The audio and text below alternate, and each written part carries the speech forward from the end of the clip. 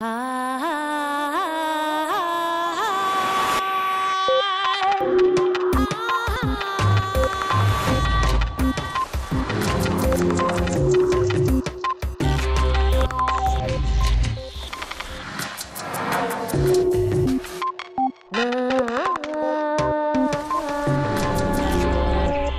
red neuronal es la base de todo el conocimiento y de toda la memoria.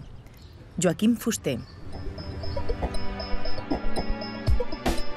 Antes se pensaba que las ideas, los recuerdos o los conocimientos estaban alojados en distintos módulos cerebrales. El neurocientífico español afincado en los Estados Unidos, Joachim Fuster, fue uno de los primeros en desafiar este concepto y proponer que la memoria surge de la interconexión de la gran red que es el cerebro. En este capítulo de Redes, Punset y Fuster charlan sobre la creación de los recuerdos y sobre los distintos tipos de memoria. También desarrollamos los 12 consejos del neurocientífico Paco Mora para mantener un cerebro saludable.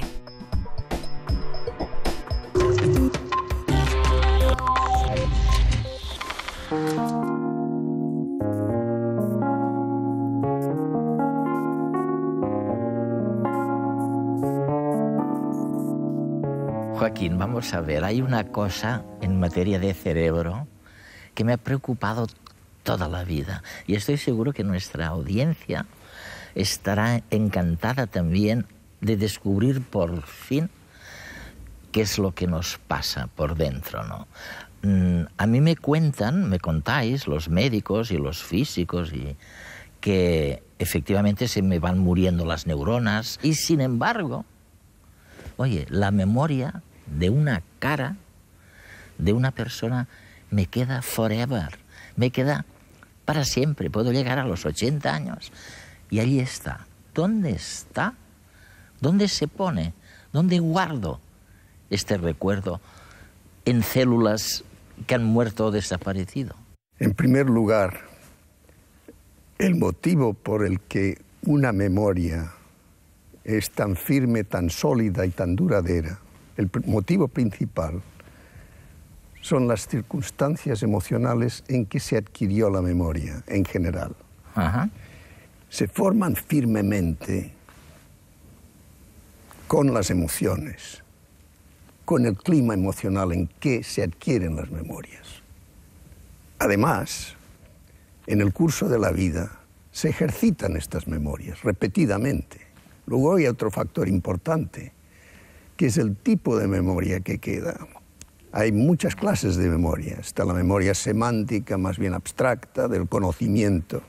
Luego está la memoria episódica, de los detalles de la vida, del nombre, de la cara. Se van ejercitando en el curso de la vida y así subsisten. Claro, al mismo tiempo se van debilitando algunas de estas conexiones. Y se pierden memorias, y se pierden neuronas, y se pierden sinapsis. Pero se van creando nuevas. Entonces, el truco para adquirir nueva memoria es el ejercicio del cerebro. Claro, yo a mis alumnos y en general a la gente siempre le digo, oiga, además del ejercicio físico, claro, porque les veo allí que hacen su claro, jogging. No, es la gimnasia por la mañana. mental. Claro, claro. Digo, no se olviden de la gimnasia mental. Exactamente.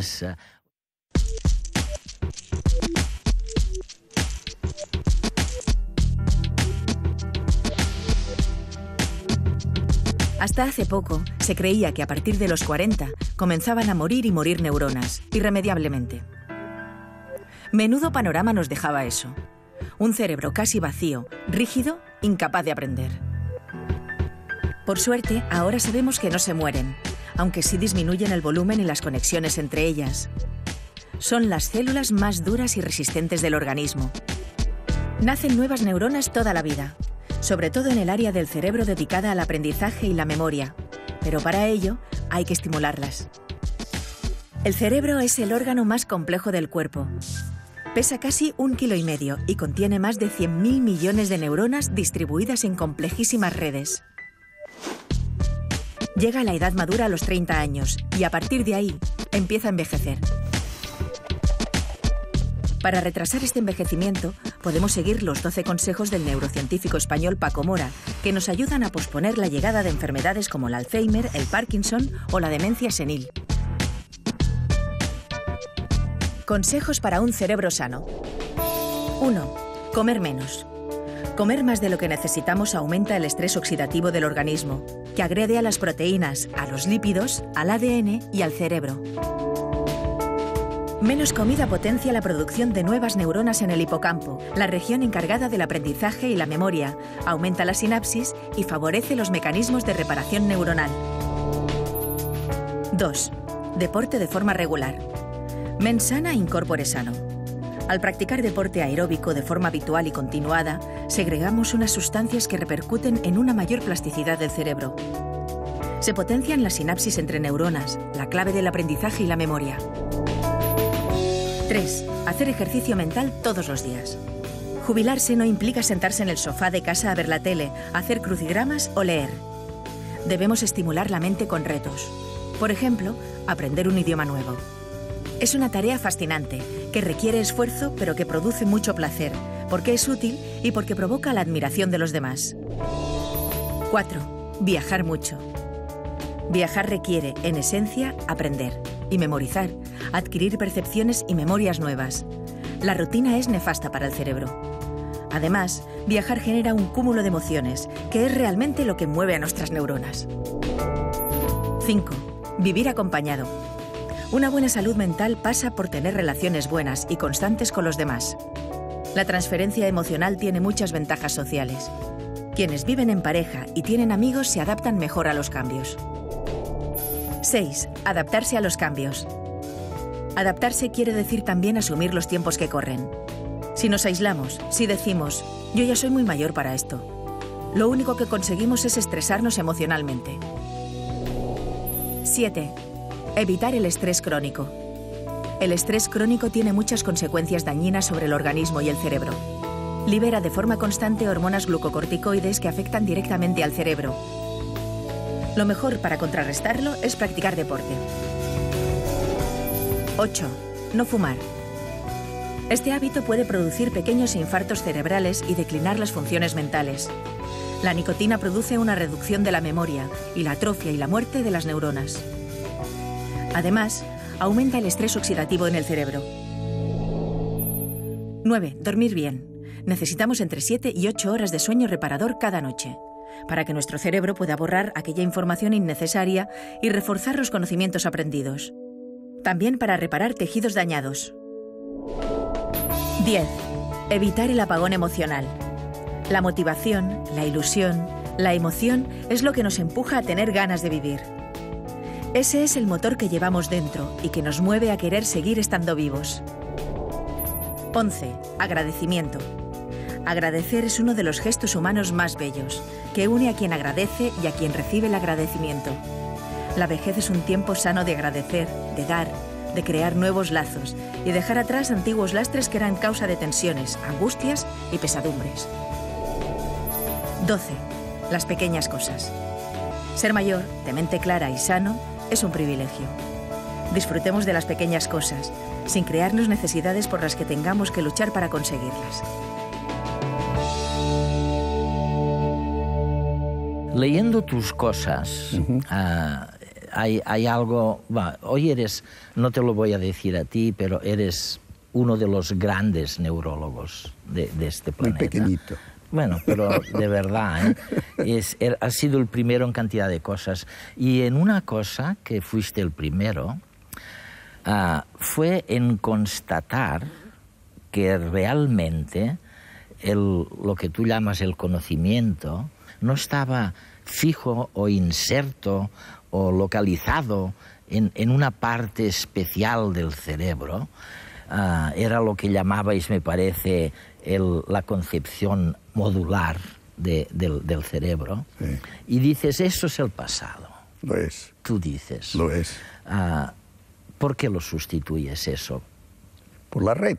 Por la red. La red es la clave.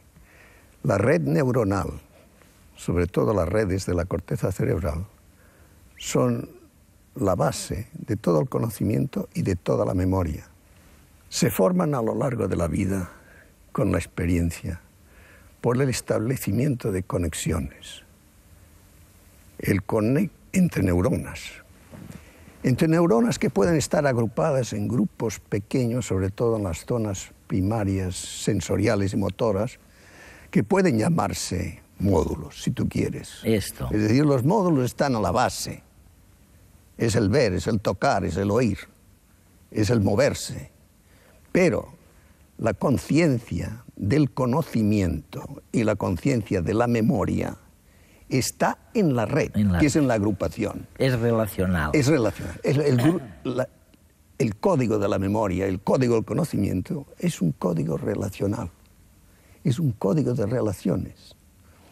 Lo más cercano que hay a ello, desde el punto de vista psicológico, es la psicología de la Gestalt, la psicología de la forma. Una cosa se ve, tiene sentido y significado por las relaciones entre sus partes. Claro. Pero el total, el significado de aquel objeto, lo definen las relaciones entre las partes.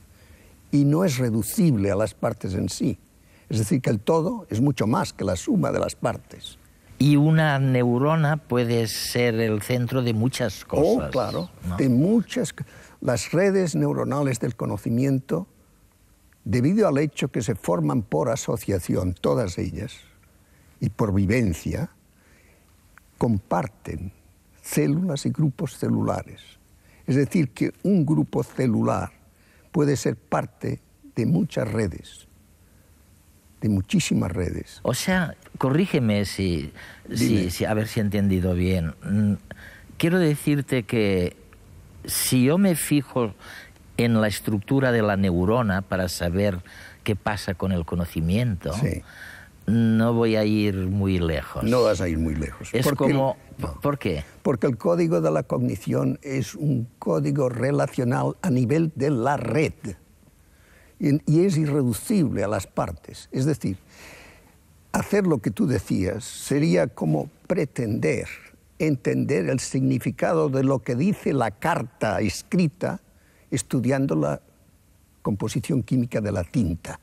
Esto. ¿Comprendes? No entenderás nunca, porque el lenguaje, escrito o hablado, es un lenguaje relacional, es un código relacional. Relaciones entre letras, entre palabras, entre significados semánticos.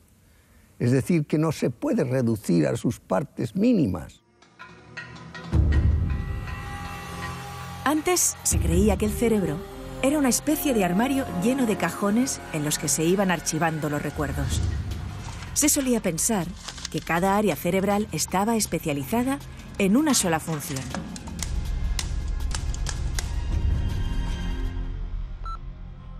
No obstante, los avances en neurociencia en las 3 últimas décadas han permitido desmontar esa visión del cerebro. Hoy en día sabemos que no se trata de una máquina con piezas, como un coche, sino de una red muy compleja, con millones de neuronas interconectadas y distribuidas por toda la corteza cerebral, como Internet. Cada una de esas neuronas cumple con infinidad de funciones y forma parte de numerosas redes. Para entenderlo un poco mejor, imaginemos que el cerebro fuera una orquesta y cada uno de los músicos una neurona. Cuando interpretan una nueva partitura, ejercen roles distintos. Intervienen de forma diferente y establecen relaciones variadas entre ellos. Por ejemplo, puede que en una pieza al principio solo se activen la sección de vientos y los violines, y más tarde se incorpore el resto de la orquesta. Eso sí, para que suene bien, deben sincronizarse, estar atentos a lo que hacen los demás, seguir el mismo ritmo, compartir afinación. Además, cada uno puede participar en innumerables partituras, y una misma orquesta o red neuronal puede servir para interpretar varios tipos de partitura distintos.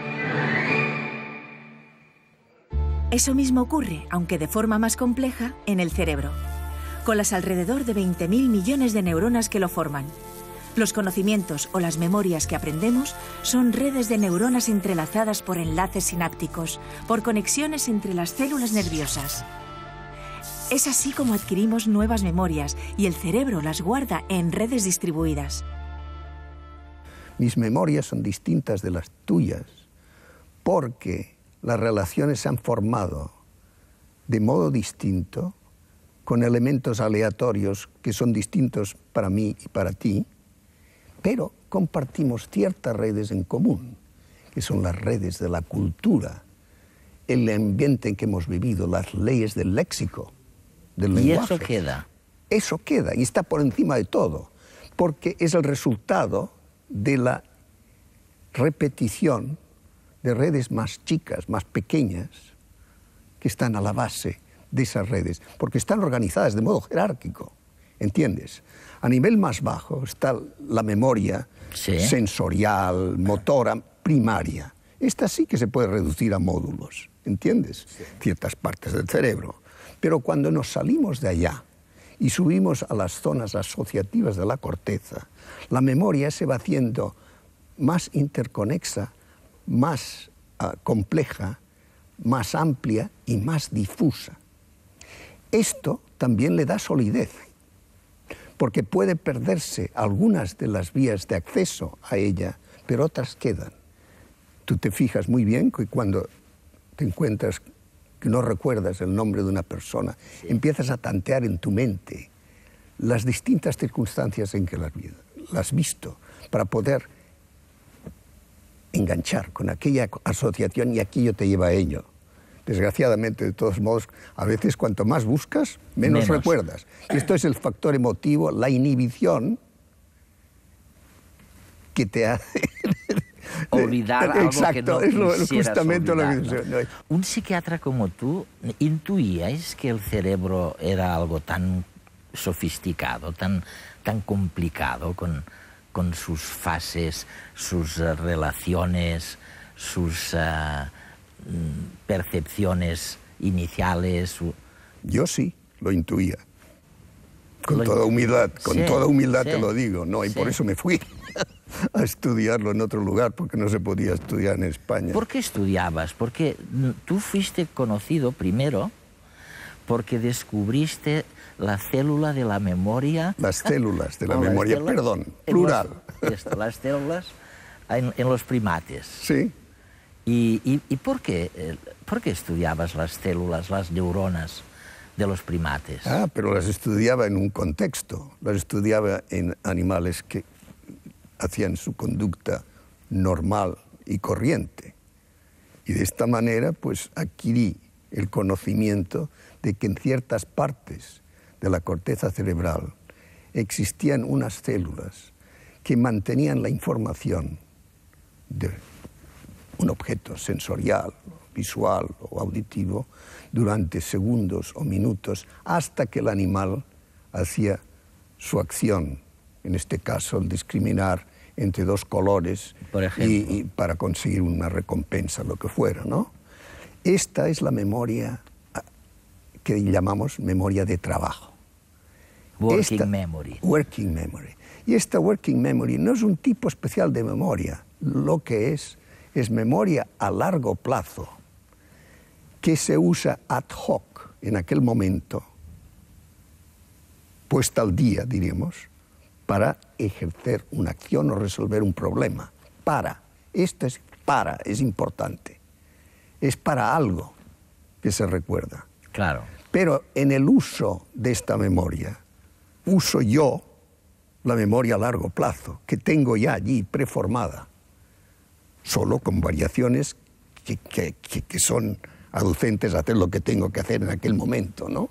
Oye, hablabas de distintos tipos de memoria. Sí. Y no sé por qué me acuerdo de una que me hizo gracia. Y es cuando me pongo la camisa, por ejemplo, por la mañana, a lo mejor me pica algo la camisa, pero al cuarto de hora me he olvidado. Te has olvidado. Y es que la suprimes, y es que la inhibes. La inhibo. El cerebro tiene que inhibir las memorias que no vienen al caso. Para poder dejar espacio. Exactamente, ¿no? Para dejar espacio y para dejar vitalidad a las que son importantes en aquel momento. Aunque la memoria continúa siendo uno de los grandes misterios de la neurociencia, sabemos que existen 3 tipos distintos. La memoria a largo plazo, que es aquella que nos permite recordar episodios de cuando éramos pequeños. La memoria a corto plazo, gracias a la cual podemos retener un número de teléfono que acaban de darnos. Y la tercera, la memoria de trabajo. Y esta es tan importante que muchos neurocientíficos creen que es el ingrediente fundamental de la inteligencia humana. Se trata de la memoria que usamos para enlazar lo que está ocurriendo con los recuerdos que tenemos almacenados y así poder actuar en consecuencia. Es la memoria que entra en juego, por ejemplo, cuando conversamos con alguien. Escuchamos lo que el otro nos dice, procesamos la información, buscamos en nuestro disco duro y encontramos recuerdos almacenados que rescatamos para poder hilar la conversación.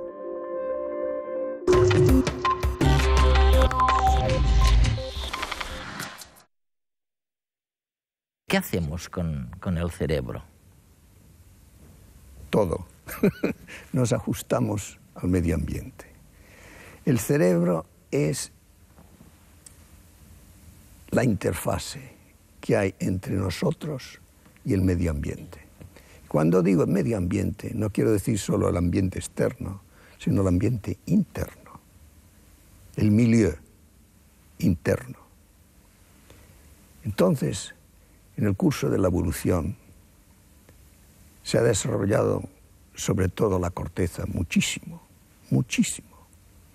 Y en el ser humano ha adquirido propiedades muy peculiares que le permiten 2 cosas fundamentales. Una es el lenguaje, es un medio de ajuste al medio ambiente. Y la otra es la predicción. Es decir, que todas las funciones que llamamos ejecutivas, todas tienen un futuro, todas. La memoria de trabajo, el planeamiento, la toma de decisiones, la conciencia creadora, todas miran al futuro. Voy a hacer esto para esto, para esto, para esto. Tengo que hacer esto, tengo que decidir. Tengo que. Oye, tú has hablado en algún lugar, no sé dónde, de lo que es el conocimiento perceptual, que supuestamente está en la parte posterior de la cabeza, vamos. Mayormente. Y lo distingues del cognitivo complejo. Exacto. Por el que guías realmente el quehacer. El quehacer de cada día. Exactamente. ¿Esto es así? En líneas generales es así. Hay relaciones entre los 2 sectores muy íntimas, como es natural, porque los 2 participan en el ciclo percepción-acción.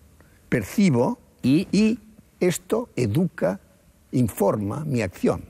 Mi acción produce cambios en el medio ambiente y estos los percibo, con lo cual se realimenta el sistema. Oye, dime, por ejemplo, ¿tú percibes una persona amiga que además es muy bella y muy inteligente?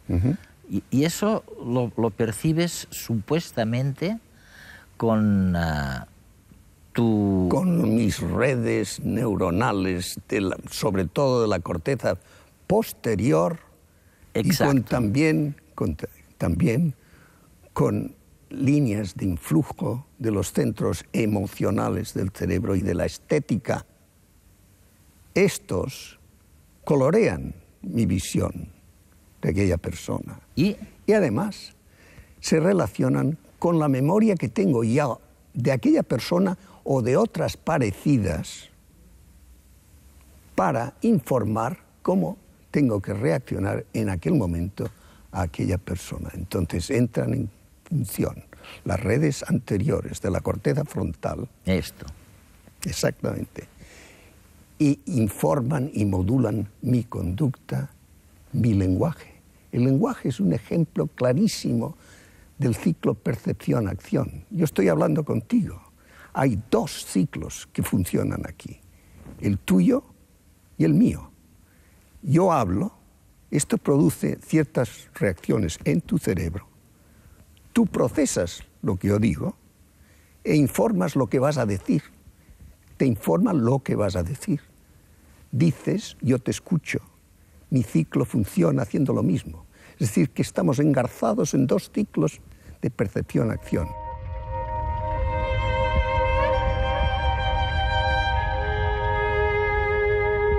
Es verdad que el alma está en el cerebro, pero no en sus compartimentos, los módulos neuronales que gestionan el tocar, el sentir, el mover de cada día, como creíamos antes.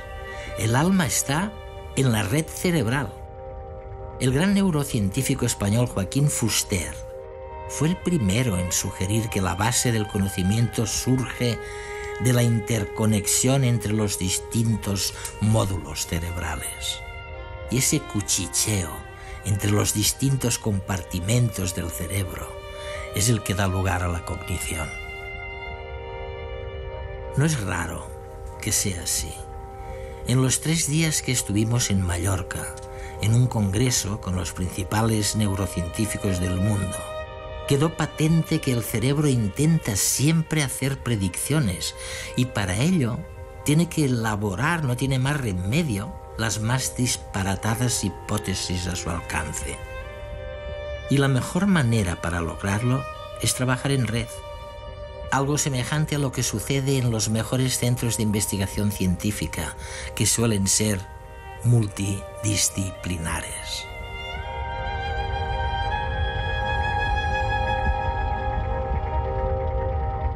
La solidez y durabilidad de un recuerdo están relacionadas con las circunstancias emocionales en las que se ha adquirido. Joaquín Fuster.